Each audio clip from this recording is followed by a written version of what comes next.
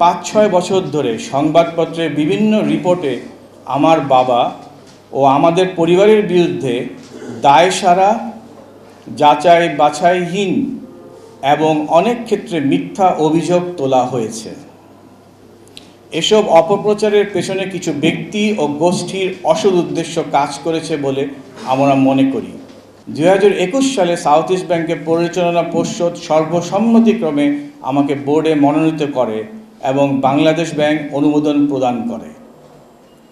কিন্তু পরবর্তীতে একটি প্রভাবশালী সিন্ডিকেট, অবৈধ বোর্ড অন্তর্ভুক্তি ইত্যাদি ভিত্তিহীন অভিযোগ তৈরি করে প্রভাব খাটিয়ে এবং অপপ্রচার ছড়িয়ে আমাকে বোর্ড থেকে সরিয়ে দেয়।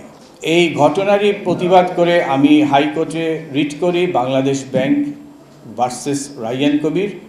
সেই রিটে বাংলাদেশ ব্যাংক এবং হাইকোর্টের জাজ পর্যালোচনা করে আমাকে বোর্ডে অন্তর্ভুক্তি করার জন্য রায় প্রদান করে। দুঃখের বিষয়, সেই রায়ও South East Bank current board এবং ম্যানেজমেন্ট চ্যালেঞ্জ করে ভিত্তিহীনভাবে। এটা প্রতিহত এতে পরিষ্কার বোঝা যায় যে একটা চক্র আমাকে এই ব্যাংকে আসতে দিতে চায় না।